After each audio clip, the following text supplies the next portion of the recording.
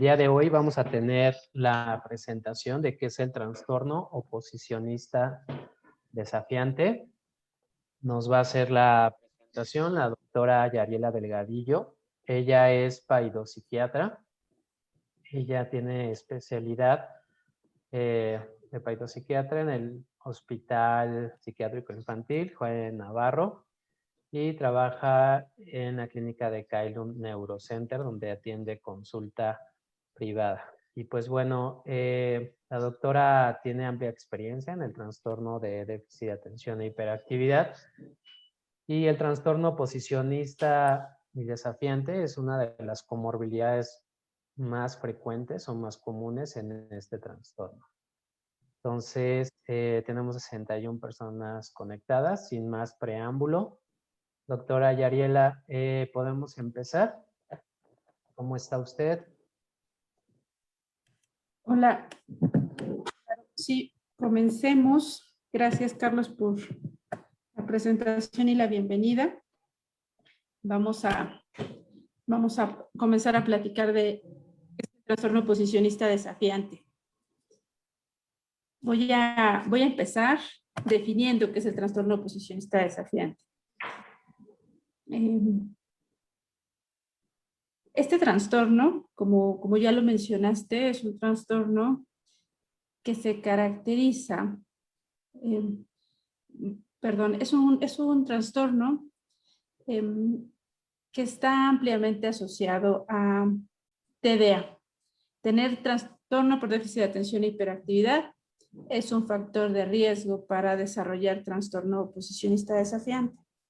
Y en adelante vamos a ir describiendo por qué esta asociación tan amplia. ¿Qué es este trastorno? En adelante van a ustedes a leer TOD, trastorno, que son las siglas de trastorno oposicionista desafiante, y el DSM-5 caracteriza este trastorno por las siguientes características. Quien presenta tos cursa con un enfado o irritabilidad constante. Fácilmente pierde la calma. Es altamente sensible e irascible, lo que favorece que se moleste con facilidad. Constantemente se le ve enfadado o resentido, así lo describe el Manual de Diagnóstico Estadístico. Y bueno, además de considerar el estado de ánimo del trastorno oposicionista, se considera este otro grupo de síntomas. La constante presencia de actitudes que desafían a la autoridad. Es frecuente observar a los menores que discuten con figuras de autoridad. Dependiendo del momento de la vida, vamos a detectar diferentes figuras de autoridad. Y bueno, estas figuras de autoridad pueden ser padres, tutores, profesores, que son quienes se encargan de poner y construir las reglas. El menor también se caracteriza por desafiar activamente o rechazar las reglas o las peticiones de estas figuras de autoridad. Otra conducta que se describe y que se observa con frecuencia es que molesta propositivamente y deliberadamente a los demás. Y cuando hablamos de los demás, no hablamos únicamente de sus pares. También molesta propositivamente a los adultos o a hermanos, por ejemplo. Algo que genera mucha incomodidad en los padres es que los chicos que tienen trastorno oposicionista desafiante suelen culpar a los demás por sus errores o por su mal comportamiento. Difícilmente identifican que ellos son los generadores o los responsables de las situaciones. Y bueno, la tercera parte que considera el DSM es que suelen ser vengativos. Si se sienten molestos, se desquitan en momentos siguientes de lo que consideran que fue una injusticia. Aquí quiero mencionar algo muy, muy importante, y es que cuando hablamos de trastorno oposicionista desafiante hay que considerar necesariamente dos aspectos. Uno, las características de quien tiene el trastorno oposicionista desafiante. Mencioné menor, pero no se presenta únicamente en menores. También es frecuente observarlo durante la adolescencia. Y por otro lado, las características de quienes están poniendo las reglas o quienes son las figuras de autoridad. Porque vamos a observar que las características de ambos lados van a hacer que se mantengan los problemas o que seamos capaces de irlos deteniendo si vamos modificando estas características. Como dato importante, es más frecuente ver el trastorno oposicionista en hombres, no es exclusivo de hombres, las mujeres también lo presentan, pero es más notable. Y la otra asociación estrecha con el TDA, pues también es ampliamente descrita. Adelante, Carlos, ¿ibas a mencionar algo? Sí, doctora. ¿Qué factores influyen entonces en el trastorno oposicionista y desafiante? ¿Se nace con este trastorno? O sea, quiere decir que básicamente porque incluso dentro de las familias, pues hay hijos que son muy fáciles, ¿no? De llevar la crianza, y hay hijos que tienen este trastorno, ¿no? Es como la oveja negra, ¿no? En las familias. Entonces, ¿qué tanto influye el entorno familiar y qué tanto la personalidad de los padres y la parte biológica, doctora? ¿Nos puedes explicar? Sí, claro.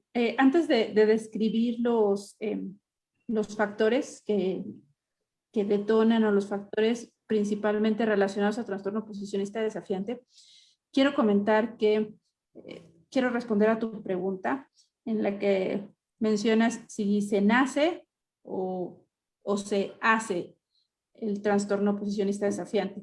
Este trastorno forma parte de los trastornos de conducta. Es un trastorno que se desarrolla. Se van dando las características para que se vaya presentando. Van apareciendo los factores que van generando el trastorno oposicionista desafiante. A diferencia del TDA, que es un trastorno del neurodesarrollo con el que se nace, este trastorno va a aparecer y este trastorno es muy modificable. Respondiendo a tu pregunta, ¿qué factores influyen para desarrollar el trastorno oposicionista desafiante? Vamos a considerar principalmente estos 4 factores. El temperamento de quien tiene el trastorno oposicionista desafiante, la historia, cómo ha sido la historia de interacción entre usted, papá, y su hijo, qué acontecimientos, los acontecimientos que se van produciendo en el entorno familiar que van favoreciendo este trastorno, y la personalidad de los padres. Voy a hablar de cada uno de ellos por separado. Cuando hablamos de temperamento, con el temperamento se nace. Una forma de clasificar el temperamento es un temperamento fácil o difícil. Aquí en amarillo observamos algunas de los componentes del temperamento. ¿Qué tanto atendemos? ¿Qué tan fácilmente nos distraemos? ¿Qué tan impulsivos somos? ¿O qué tan capaces somos de regular nuestra conducta y nuestras emociones, nuestro pensamiento?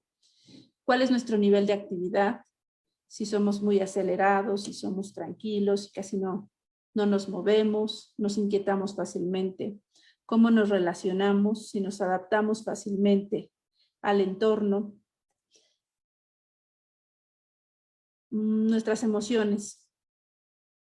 Nuestras emociones son explosivas, somos tranquilos, somos ansiosos. Todos esos son matices del temperamento. Tenemos dificultad para comer o para dormir. Qué tan fácil o qué tan difícil fue el control de esfínteres. Todos estos van a ser componentes del temperamento. Este es uno de los puntos necesarios para comenzar a hablar de trastorno oposicionista desafiante, porque no va a ser el mismo riesgo para quien tiene un temperamento fácil de desarrollar trastorno oposicionista desafiante que para quien tiene un temperamento difícil. Y cuando hablo de temperamento difícil, hablo de la dificultad para adaptarme a situaciones y de cómo respondo ante esas situaciones. Entonces, un temperamento difícil tiene mayor riesgo de desarrollar trastorno oposicionista desafiante. ¿Sí, Carlos? Tienes tu micrófono silenciado. Gracias. Y la crianza, pues va a ser más fácil con un niño que no tiene este temperamento, ¿no? Como de mecha corta, ¿no? Se le conoce, ¿no? Que fácilmente entra en ira o que si tiene hambre se muestra irritable o que las emociones es más difícil que las regule. Obviamente, como padres, pues uno está tratando de regular la conducta. Y hay algunos autores como Bartley que comentan, ¿no? Que incluso se vuelven como los papás en un búnker, o sea, se vuelven en una trinchera y del otro lado están los niños también defendiéndose, ¿no? Eso es como consecuencia de que se pierde la intimidad y se pierde esta relación entre los padres y los hijos. Precisamente, ¿no? Es más fácil perderla cuando se tiene este temperamento difícil y la crianza es pues un poco más complicada. No sé qué opinas, doctora. Sí, definitivamente cuando hablamos de trastorno oposicionista desafiante, algo que un área que va a matizar a la crianza va a ser el temperamento del niño. La crianza va a ser más eficaz, más efectiva cuando el temperamento del menor es fácil, porque va a ser más adaptable, va a seguir indicaciones, el estado de ánimo va a ser más estable, va a aceptar los alimentos con mayor facilidad, se va a relacionar más fácilmente, va a ser más predecible la conducta. Y un temperamento difícil va a complicar la crianza y desde luego que va a desgastar la interacción con los padres. Ok, ¿y qué podemos hacer entonces al respecto cuando tenemos un hijo así? O una hija. Las recomendaciones las tengo para el final. Ok. Voy a describir los factores que forman parte o a considerar o que pueden detonar, hacer que detone con mayor facilidad un trastorno oposicionista desafiante. Mencioné hace un momento, inicialmente hablaba de el temperamento influye en el desarrollo del trastorno oposicionista desafiante. El siguiente punto a describir es la historia de interacción entre los padres y los hijos. ¿De qué hablo cuando menciono esto? Pues que a lo largo de la vida, las experiencias que van teniendo padres e hijos van dando pauta a cuáles van a ser las respuestas ante ciertas conductas del menor. Ustedes han observado que cuando se presta atención en momentos que no se debe prestar atención a una conducta, estamos potenciando que esa conducta vuelva a presentarse. Esto lo menciono porque toda conducta tiene una razón de ser, aparece por algún motivo. Y toda conducta se explica a partir del contexto en el que aparece. Entonces, a considerar, cuando estamos prestando atención, estamos favoreciendo que esa conducta se mantenga. Por eso es muy importante observar cómo retroalimentamos la aparición de esa conducta.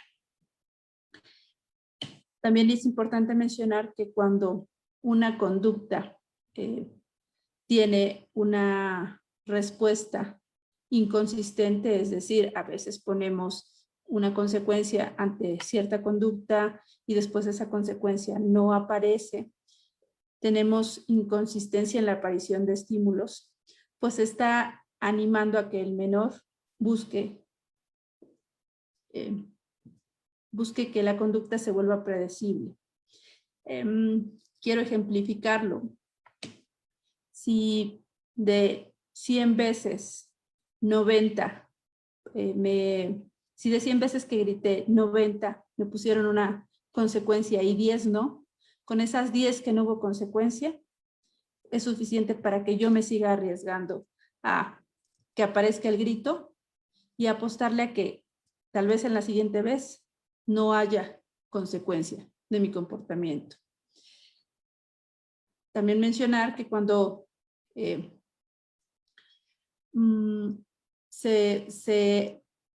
cuando aparece la reacción de que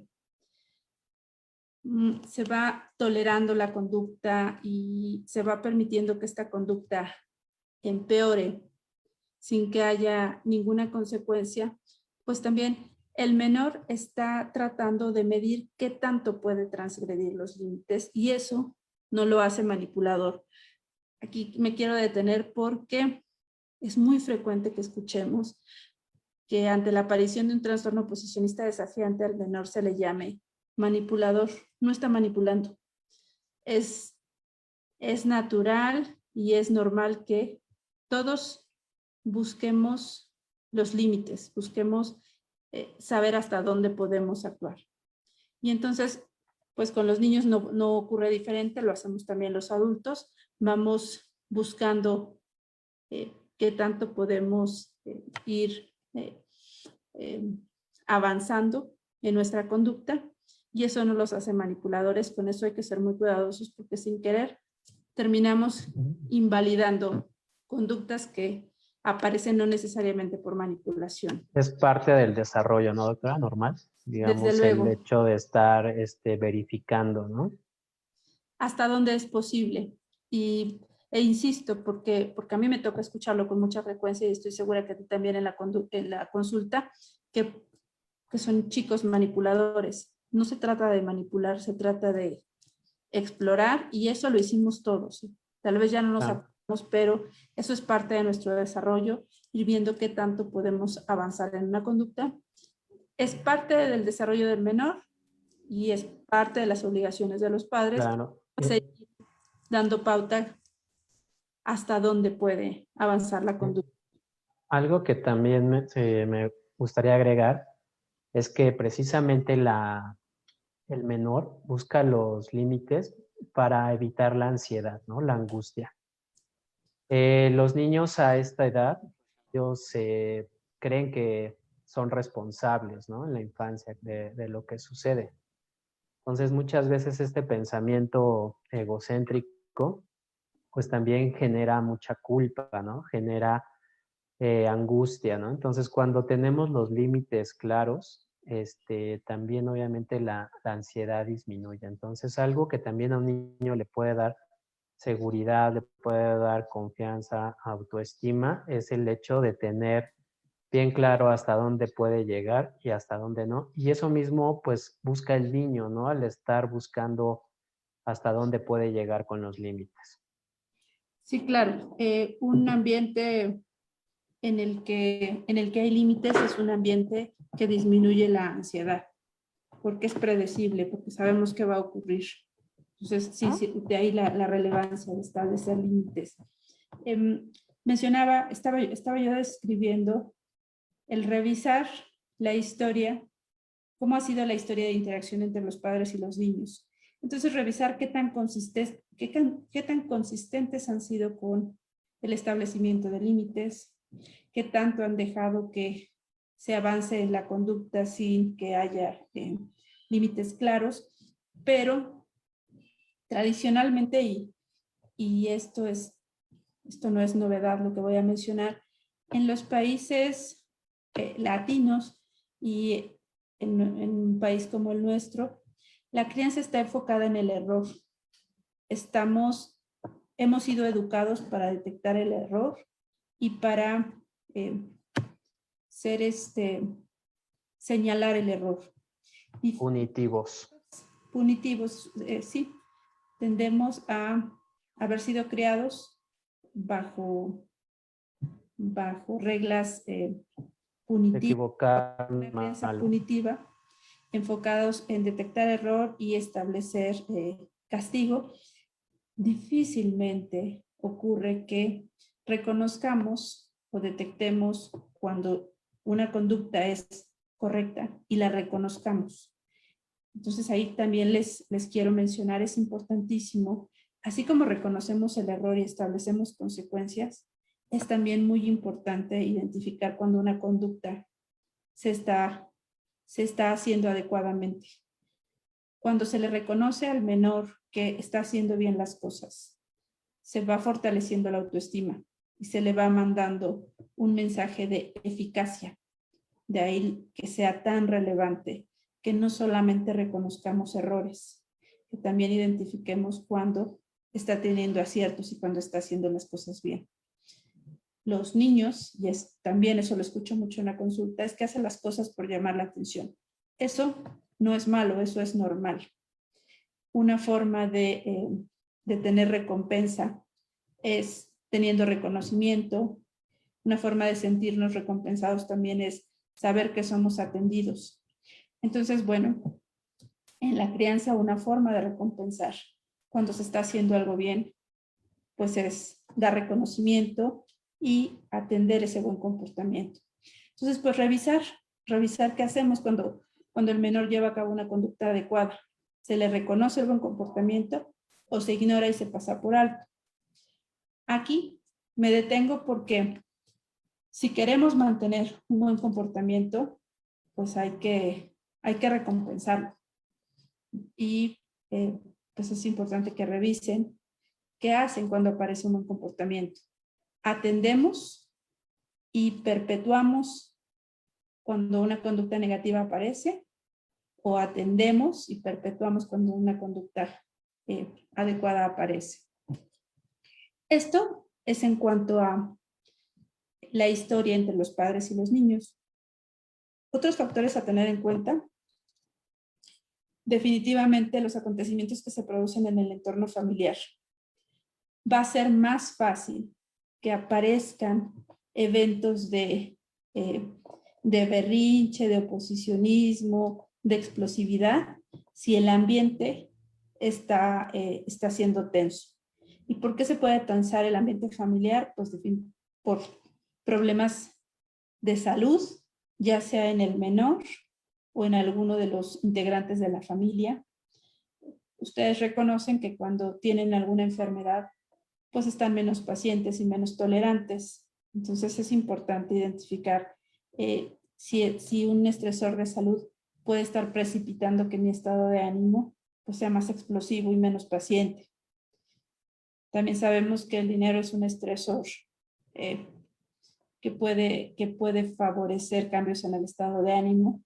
Entonces, identificar si está habiendo problemas económicos o problemas laborales en los padres. ¿Cómo están siendo las relaciones interpersonales o las relaciones conyugales?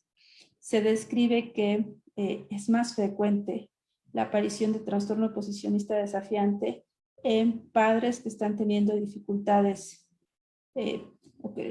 entre ellos, y también es más frecuente la aparición de trastorno oposicionista desafiante en mamás solteras. Y esto es porque pues la responsabilidad se queda a cargo de una sola persona y el desgaste desde luego incrementa.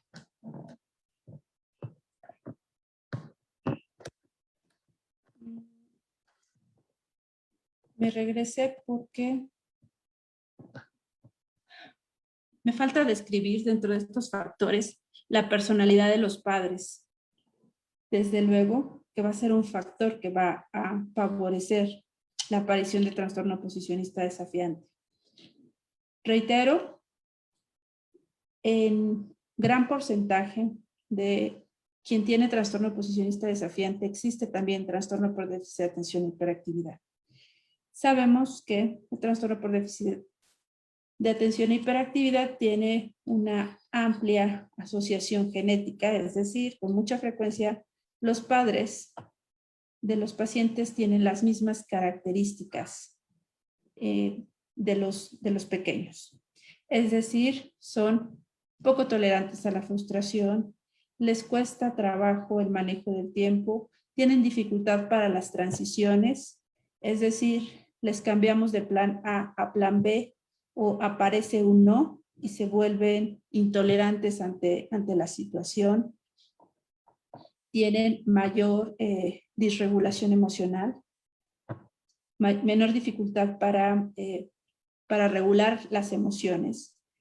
Y bueno, pues desde luego que todas estas características pues nos hacen que haya con más facilidad pues interacciones pues que se vuelven difíciles entre padres e hijos.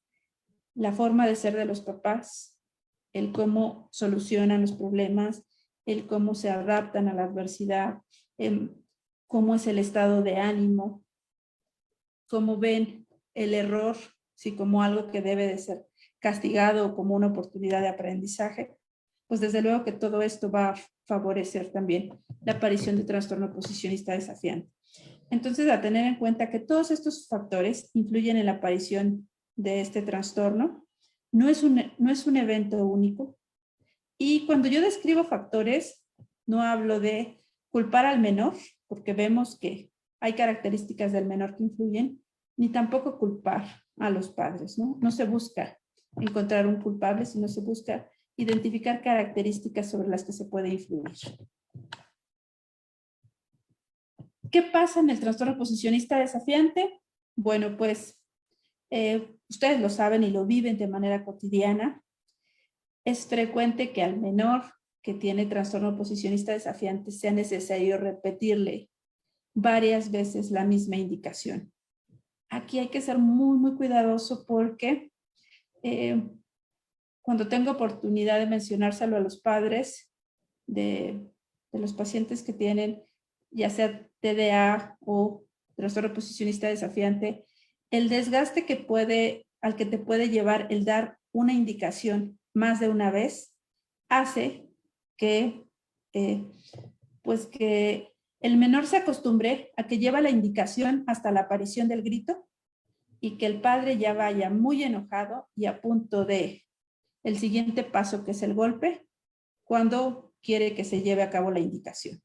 Entonces, no se acostumbren a dar una indicación más de una vez y pues no permitan que el menor se acostumbre a llevar a cabo la indicación hasta que aparece la sensación de peligro inminente que es, pues ya me van a pegar.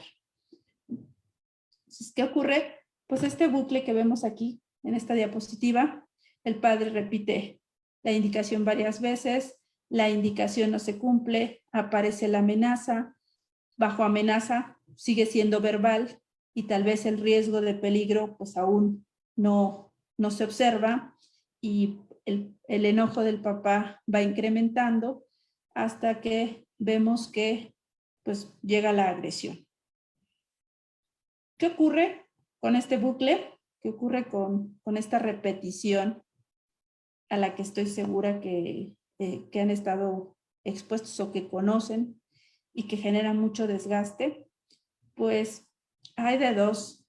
El menor se da por vencido y dice, ya no me voy a defender. O el menor se da cuenta que a través de esta forma de respuesta va generando molestia en el papá o en la mamá. Y que esta molestia también pues favorece que tenga atención.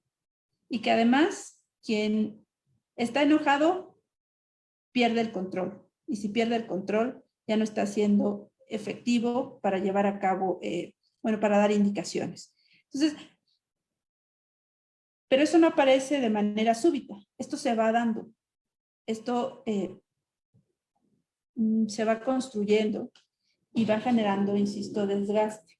Entonces, con esto hay que ser muy cuidadosos porque, pues, tanto el menor como las figuras de autoridad, pues lo fueron favoreciendo.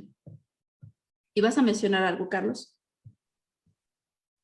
Quiero comentar que en la escuela, pues obviamente estos niños también se les refuerzan su autoestima a través de que pueden desafiar a la autoridad, en este caso a los maestros, ¿no? Entonces, esa ganancia secundaria que tienen a la mejor en la escuela de ser aquellos que se atreven a hacer lo que los demás no hacen, les da seguridad, les da confianza, ¿no? Cuando es una afectación porque al final de cuentas todo el desajuste que tienen en la parte social al tener esta ganancia, ¿no? Entonces parece que la autoestima de los niños oposicionistas desafiantes pues está en función de qué tanto pueden descontrolar pues a las figuras de autoridad, a los maestros, a los padres que después de regañarlos o golpearlos, pues les dan recompensas, como esta parte de violencia de la luna de miel, ¿no? Entonces otra vez se vuelve a repetir y se vuelven insensibles ya después a este tipo de, este, de regaños, de agresiones, ¿no? Entonces ya se vuelve como en este bucle, ¿no? Que mencionas, se vuelve en algo que ya la reprimenda ya no es efectiva. Eso era lo que quería aportar, Yari. Gracias. Gracias. Aquí quiero comentar dos cosas al respecto. La primera de ellas es el trastorno oposicionista desafiante no es exclusivo de etapa escolar ni de adolescencia. Aquí hay que saber diferenciar si este oposicionismo que aparece en la adolescencia es propio de la adolescencia, porque recordemos, como parte de construir nuestra personalidad, vamos oponiéndonos a reglas y vamos empezando a diferir de lo que opinan los padres, o se trata de un trastorno oposicionista desafiante que está generando pues dificultades para que el adolescente se integre en alguna área. Recordemos que cuando hablamos de trastorno, hablamos de dificultad ya en alguna área de la vida. ¿Y ante qué áreas de la vida puede tener adversidad el trastorno oposicionista desafiante? Como tú mencionabas, con los profesores, con los padres, incluso con los pares.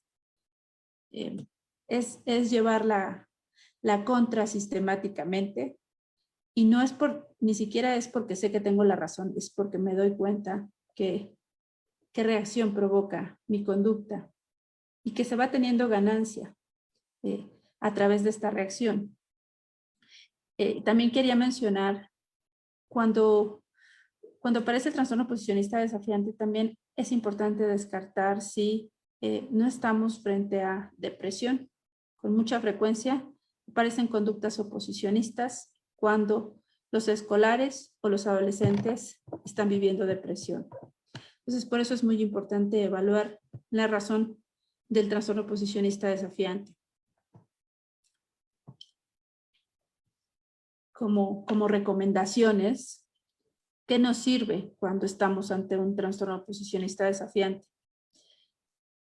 Cuando establecemos consecuencias o queremos establecer límites, es muy frecuente que se intente establecer límites cuando se está enojado.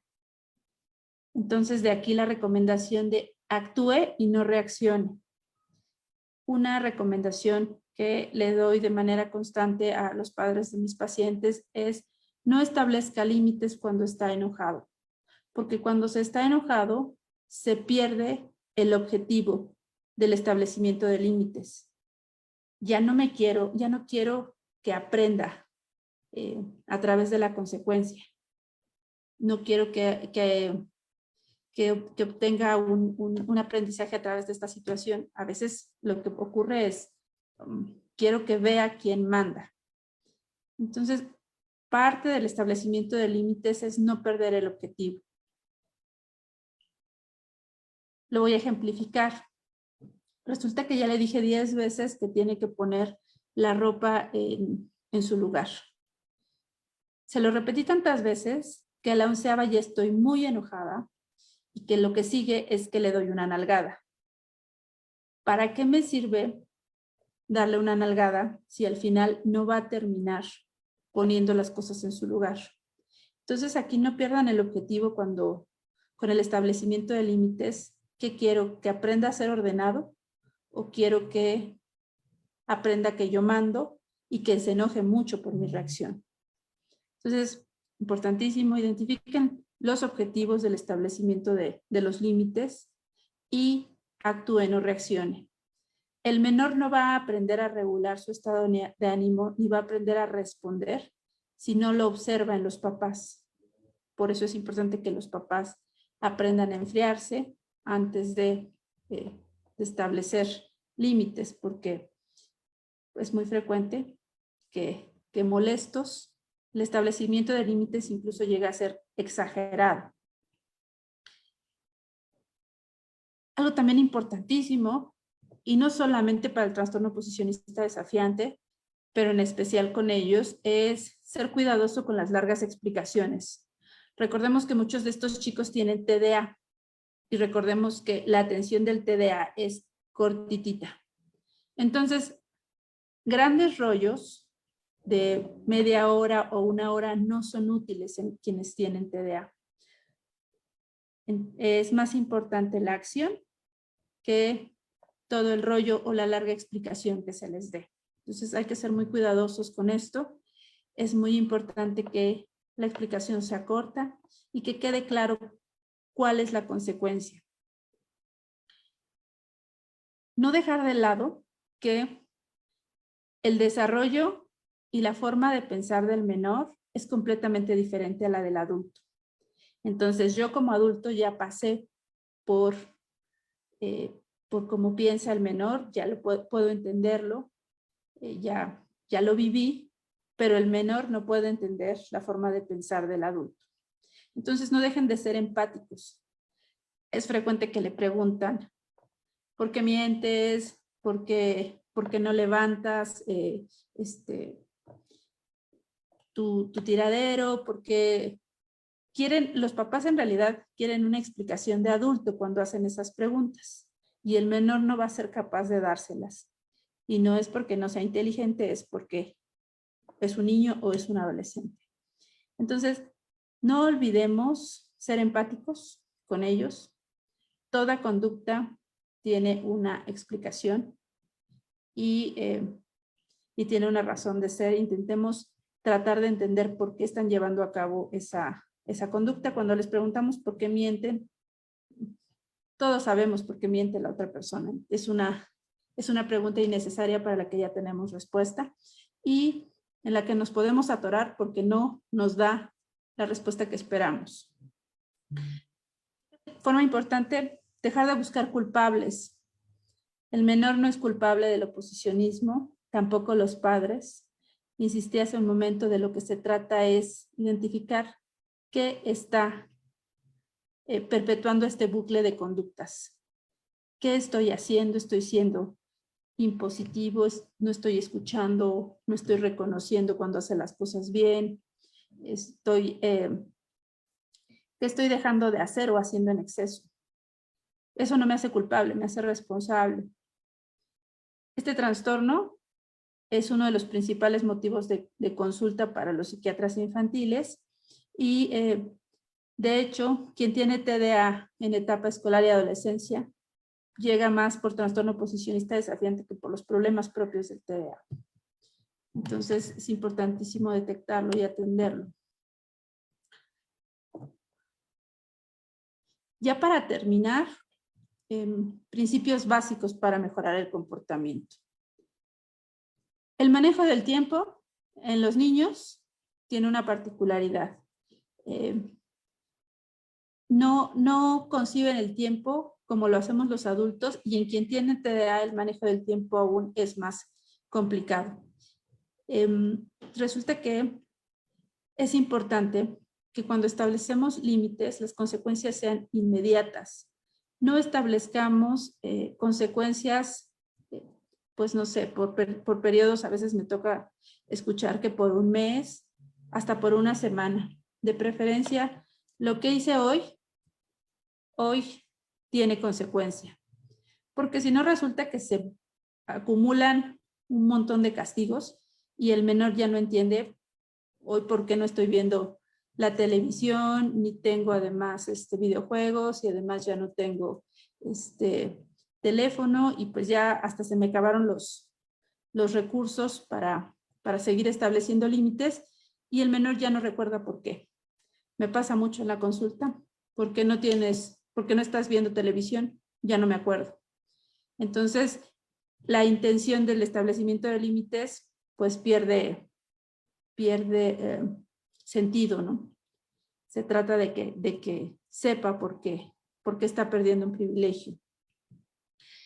Algo también importante cuando establecemos límites es ser específico. Si yo no tengo teléfono porque el día de ayer, porque hoy en la mañana dije una mala palabra, ok. Esa consecuencia es específica para esa conducta. No se vale que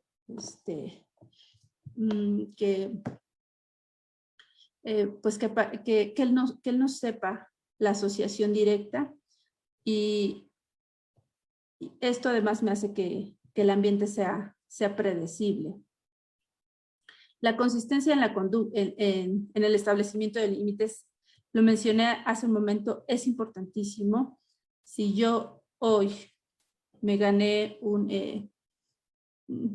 una consecuencia por una mala contestación, se me ocurre, o incluso por pegarle al hermanito, el día de mañana tendría que haber la misma respuesta por la misma conducta.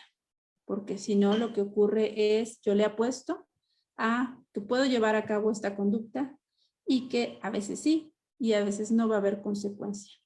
Sé, y de hecho de todas las recomendaciones, la más difícil de llevar a cabo es la consistencia. Porque para ser consistentes, pues hay que dejar de lado factores como cansancio, estado de ánimo y dificultades en el medio. Y pues esos van apareciendo. Sin embargo, la consistencia es de los factores más importantes para tener éxito en el establecimiento de límites. Hablando específicamente de TDA, es más útil establecer un incentivo que establecer un castigo. Un TDA responde más a la motivación. Ponle un premio al final del camino y es más fácil que termine la actividad o es más fácil que cumpla con lo que se compromete. Castígalo y se acostumbra al castigo. Entonces esto es importantísimo porque, pues, mencionaba yo hace un momento la forma de establecer límites característica de nuestro país o de nuestra sociedad. Y bueno, pues entonces somos más diestros, somos más experimentados en poner castigos o consecuencias que en promover incentivos. Sé que es difícil proponer un incentivo cuando ha habido conductas negativas, pero si sabe negociar y en especial con los adolescentes, pues el proponer incentivos va a ser de gran utilidad. Idealmente, tratar de evitar el conflicto, tratar de no tener que remediar, no tener que solucionar. Esto se puede identificar porque, bueno, si estoy viendo que está irritable, si estoy viendo que está poco tolerante, pues a veces es importante elegir las batallas. Si sé que a partir de esa irritabilidad lo que va a venir es un evento en el que pues se va a aparecer la agresión y va a ser difícil de controlar la situación, pues entonces esperar tal vez sería más útil que insistir e insistir con tal de que cumpla, ¿no? Y sí, adelante, Carlos. Gracias, Yari. Bueno, nada más como para ir cerrando, por ahí hay varias preguntas. Nos comentan acerca de quién debe de hacer el diagnóstico o a qué profesional acercarse. Y hablan acerca de el tratamiento con algunos medicamentos. Mencionan, por ejemplo, el aripiprazol. Entonces, no sé si ahorita en esta parte que vas a cerrar, irlo comentando o lo dejamos como hasta el final. Sí, enseguida respondo a estas preguntas que me planteas, pero ya solamente me falta esta imagen. Mencionaste hace un momento al doctor Russell Barkley. Soy fan del doctor. Es un experimentadísimo del TDA y del trastorno oposicionista desafiante, igual que el doctor Green. Y este es uno de los libros que yo recomiendo, es para ir desmenuzando el trastorno oposicionista desafiante. Está este libro que es para edad escolar y también tiene su versión para adolescentes. Papás que están interesados en este diagnóstico, este libro es un imperdible. Se van a beneficiar ampliamente de leerlo. El doctor tiene pues muchísima experiencia y ha hecho programas específicos para trastorno oposicionista desafiante. Son programas que llevamos a cabo pues quienes atendemos este trastorno de conducta. Para responder a lo que planteas, ¿quién puede atender el trastorno oposicionista desafiante? Quien sabe, quien conoce de neurodesarrollo. A mí no me gusta generalizar en cuanto a respuestas. Conocemos de neurodesarrollo los paidopsiquiatras o psiquiatras infantiles y de la adolescencia. Somos una población que podemos atender sin dificultad este trastorno, el trastorno oposicionista desafiante. Los psicólogos que han estudiado neurodesarrollo, que puede ser desde pues psicólogos enfocados en la infancia, o puede ser también algunos neuropsicólogos lo hacen. Insisto, no quiero generalizar porque no todos los neuropsicólogos se enfocan en las mismas áreas. Lo que sí es muy importante es que cuando ustedes busquen ser atendidos para este diagnóstico, sea alguien que tenga conocimientos en neurodesarrollo y en trastornos de la conducta. Hablando de trastorno oposicionista desafiante, hay que identificar cuál es la comorbilidad asociada. A lo largo de esta charla, yo mencioné algunas de las comorbilidades. Mencioné trastorno por déficit de atención y hiperactividad, mencioné depresión. El trastorno oposicionista desafiante también aparece en el trastorno del espectro autista, también puede aparecer trastorno obsesivo compulsivo. Entonces, es muy importante identificar cuál es la comorbilidad. Y menciono esta parte de la comorbilidad porque no existe un medicamento para el trastorno oposicionista desafiante. Va a depender. En el caso del aripiprazol, habrá que ver cuál es la indicación. Lo que estoy segura es que no es para el trastorno oposicionista desafiante. Es para el diagnóstico que está acompañando el trastorno oposicionista desafiante. Con esto hay que ser muy cuidadosos. Y bueno, también para completar este comentario, algo que se observa con mucha frecuencia es que cuando tratamos farmacológicamente el TDA, mejoran las conductas oposicionistas, porque estamos mejorando muchas funciones ejecutivas que favorecen la aparición del trastorno oposicionista desafiante, como es pues disminución de la impulsividad, la disregulación emocional, la distracción. Entonces es importante no confundir. No hay medicamento para el trastorno oposicionista desafiante. Cuando indicamos tratamiento farmacológico es para la comorbilidad. Adelante. Gracias, doctora. Bueno, yo creo que aquí lo importante es hacer un diagnóstico. Un diagnóstico que el lista pueda diferenciar qué es un problema de crianza, qué es un problema de neurodesarrollo, o sea, cómo es el autismo, el trastorno de déficit de atención, el trastorno, la epilepsia, por ejemplo, y que entonces este especialista pues conoce la evolución de no solo del trastorno oposicionista y desafiante, sino que conoce también la evolución de los otros diagnósticos, ¿no? Del TDA o del autismo o de la epilepsia, ¿no? Entonces, trastorno posicionista desafiante casi siempre está acompañado. Más bien yo diría que viene siempre acompañado. Y entonces aquí tendríamos que ver cuál es el diagnóstico, ¿no? de base que está haciendo que la conducta no mejore, ¿no? Entonces, una de las recomendaciones en las guías de tratamiento para el trastorno de déficit de atención, pues es revalorar el diagnóstico, ¿no?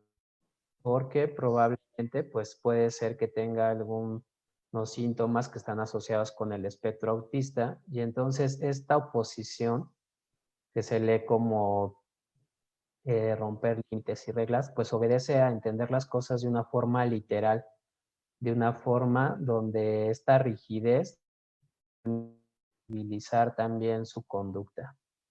Entonces, comento esto en el sentido de que el tratamiento farmacológico o terapéutico de este trastorno pues va a depender también de todos estos diagnósticos que están asociados. Ahora, el medicamento como los antipsicóticos que pertenecen a este grupo, el aripiprazol, peridona en bajas dosis, están aprobados por el FDA para el tratamiento conductual, ¿no? En bajas dosis. Sin embargo, obviamente no es un tratamiento de tipo sintomático, o sea, hay que ver el diagnóstico de dónde. Entonces, mejorando la depresión, tratando la depresión, mejoran estos síntomas. A veces mejorando también dando un diagnóstico claro y teniendo un mejor manejo conductual, anticipando a las personas con el espectro autista, pues también mejoran los síntomas, ¿no? Oposicionistas de desafuero, de un estrés postraumático, pues también se presentan estos síntomas, ¿no? Entonces, no necesariamente el uso de los psicóticos es el solamente quitar la conducta y ya, ¿no? Como si fuera una aspirina, sino hay que entender por qué el niño desde el ambiente familiar, la comunidad también, ¿no? O sea, hay niños que viven en zonas de alta, pues, de pobreza, de aumento de la delincuencia, y el no tener esta conducta oposicionista o desafiante, pues los pone en desventaja, ¿no? En la comunidad. Entonces también hay que entender, pues, su contexto también de estos niños. Ahora también la parte biológica, ¿no? Del neurodesarrollo, esta neurodivergencia que puede. Entonces todo esto lo hace complejo y obviamente que recurran a un especialista que pues puede manejar todas estas áreas para que les pueda dar el mejor tratamiento a su hijo.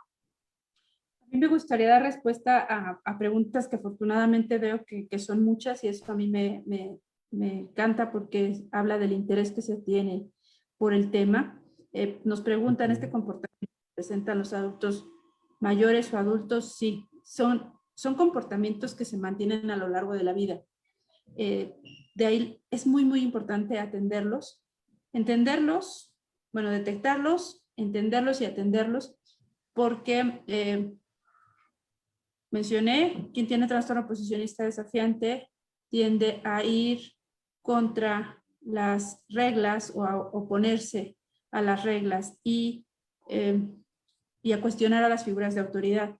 Entonces, toda nuestra vida vamos a tener figuras de autoridad, todo el tiempo vamos a seguir indicaciones, eso es, aunque no querramos tener jefes, pues va a haber autoridad siempre en nuestro entorno. Entonces es muy importante aprender a convivir con la autoridad y a trabajar con la autoridad porque si no vamos a estar metiéndonos en problemas todo el tiempo.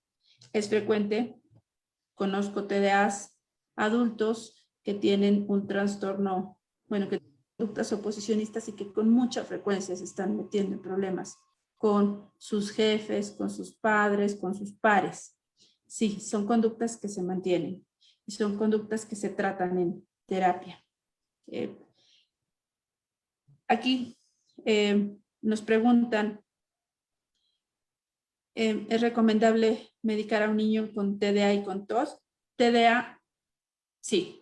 El trastorno por déficit de atención e hiperactividad, que por cierto quiero aprovechar, todo el siguiente mes vamos a hablar de trastorno por déficit de atención e hiperactividad.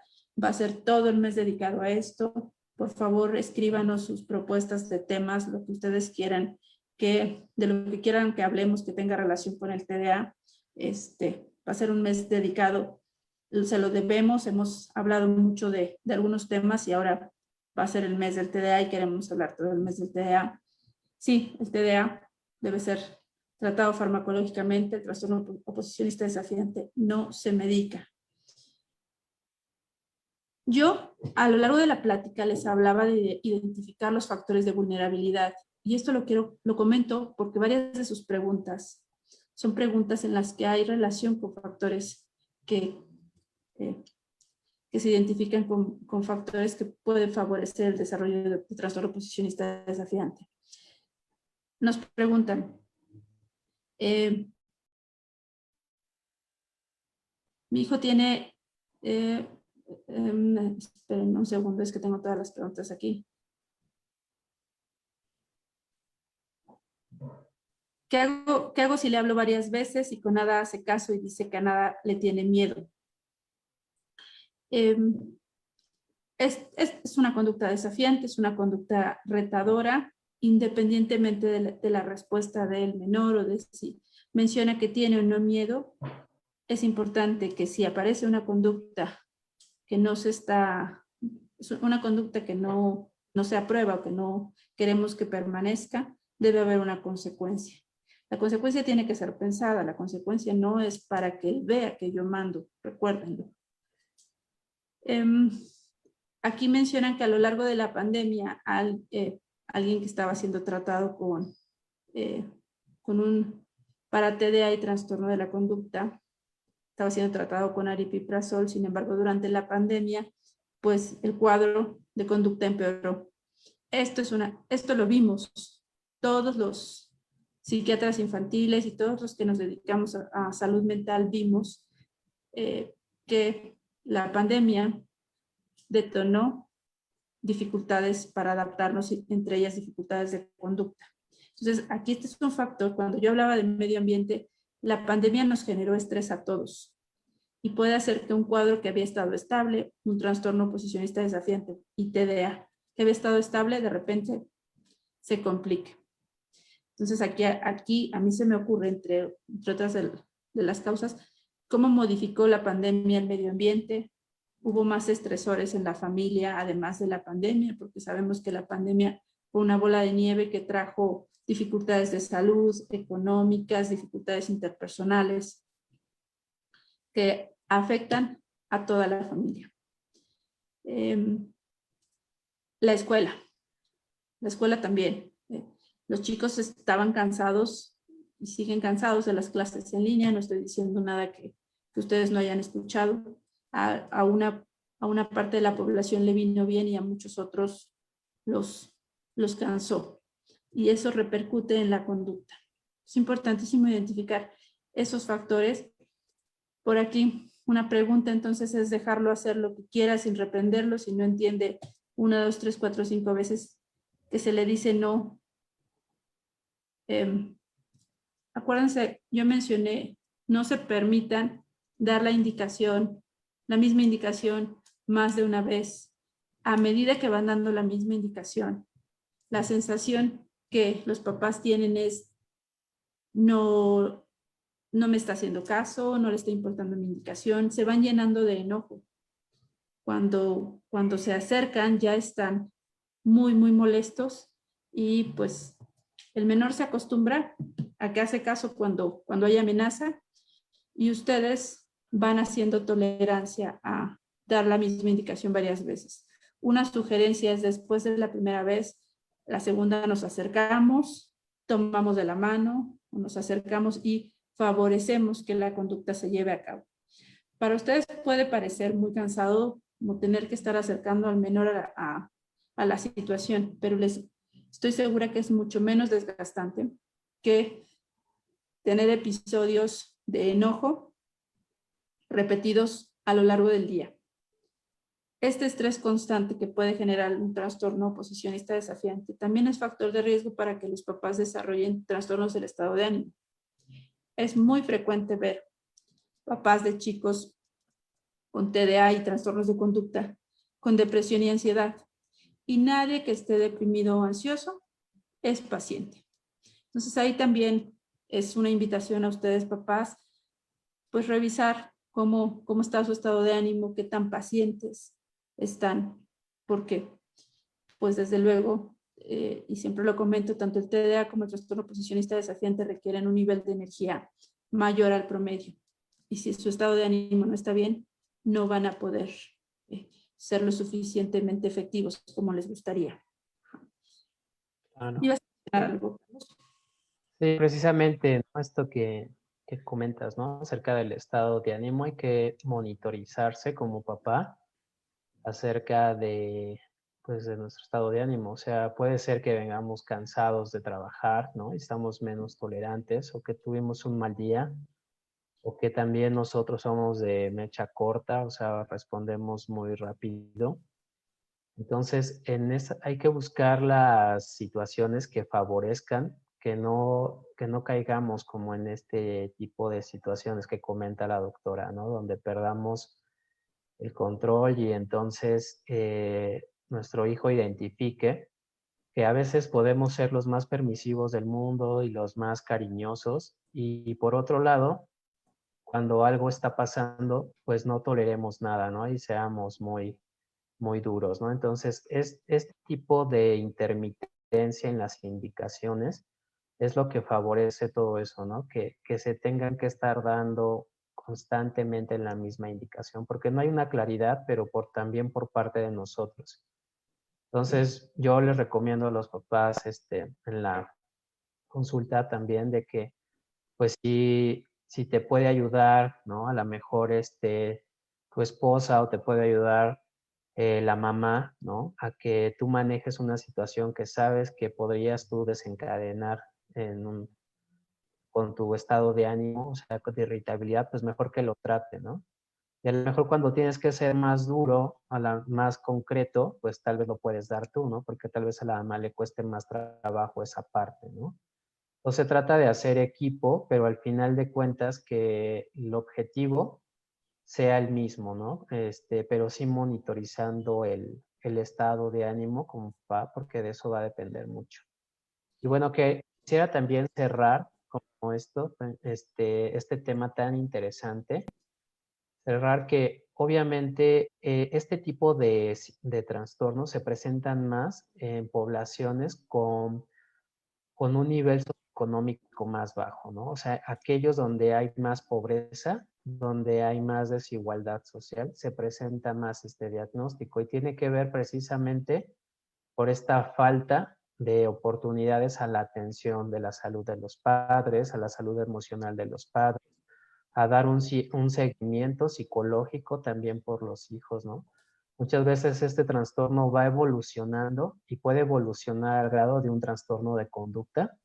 El trastorno de conducta es ya una manera fija de este oposicionismo, pero se complica con situaciones donde tiene que ver con delincuencia, cuando tiene que ver con asociación con personas eh, de conductas ilícitas, ¿no? Entonces, la mayoría de personas que tienen estos antecedentes han tenido el trastorno oposicionista desafiante en la infancia. No quiero decir que con esto que todos, pero sí gran parte, ¿no? Entonces tiene que ver precisamente con dar apoyos y oportunidades sociales, pues para prevenir, ¿no? Precisamente la cultura, el arte, el tener actividades o también en socializar. Obviamente se van a dar a cabo de una mejor forma cuando tenemos habilidades sociales, ¿no? Las habilidades sociales también se van perdiendo cuando el trastorno evoluciona,